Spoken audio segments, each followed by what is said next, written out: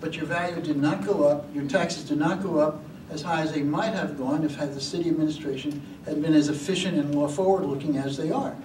We're the 22nd, by Money Magazine, 22nd best city in Michigan, in the United States, second best in Michigan in a number of things.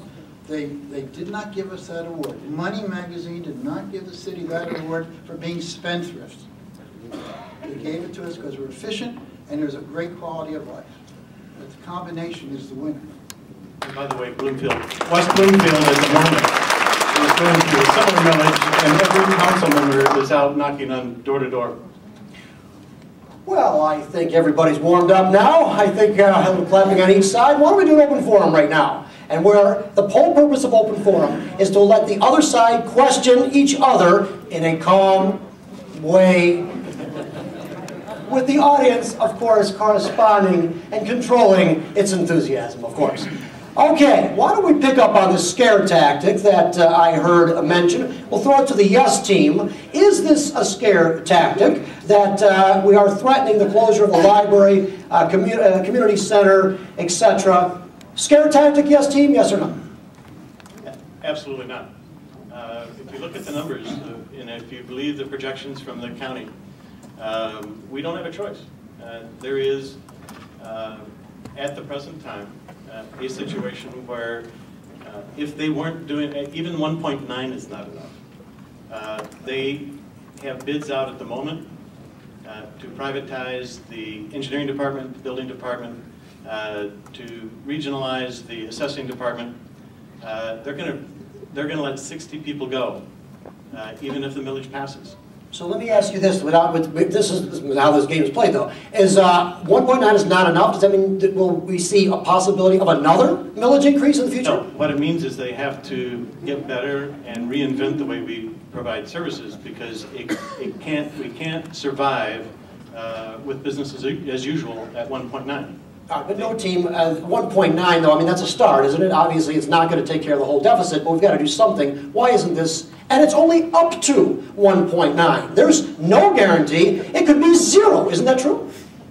No. In fact, it's what they're doing, what they're fully intending to do through this special quick election is to increase it by 1.9, which again is 29%. And I have to reemphasize, that is extreme. It's outrageous. No other community in Metro Detroit that I'm aware of is seeking a 29% increase in their general operating levy. Oakland County certainly isn't. Oakland County is also considered a very good place to live. One of the top 20 counties in the United States by many indices.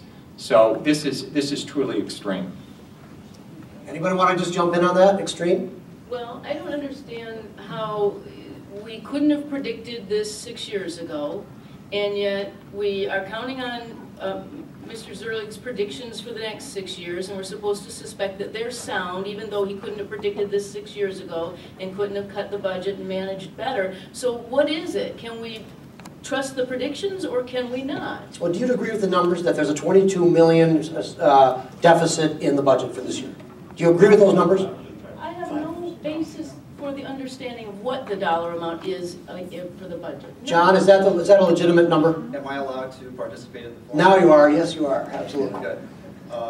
In that case, I'd just like to mention that when I did the forecast in conjunction with staff, the numbers were $22 million, assuming that we operated as we do now. You can use some poor examples. You can use Lansing as an example that essentially kicks the can down the road every year and doesn't have a long-term vision of what to do with state government.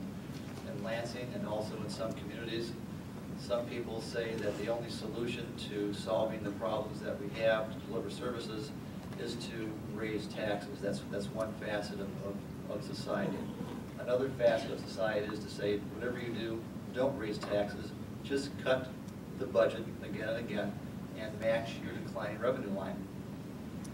What I did was offer as an option to the residents, because it's their choice, it's not my choice or the council's choice, but an option to the residents that showed a partnership between the community and the city of Troy as an organization.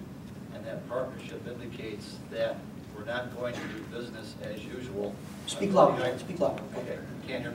I've already hired a consultant that is looking at virtually every department in the city of Troy to see whether it's more cost efficient or effective to privatize it, which means outsource it, regionalize it, which means go to another level of government, eliminate it.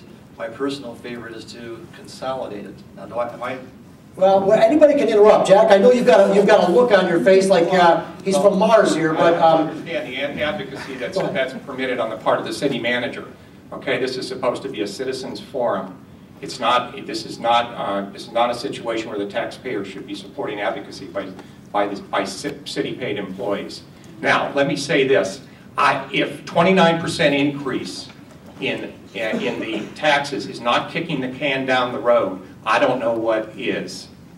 This is a situation where simply we're saying we can't operate. We need 29%. There's two problems with that. The timing's not right,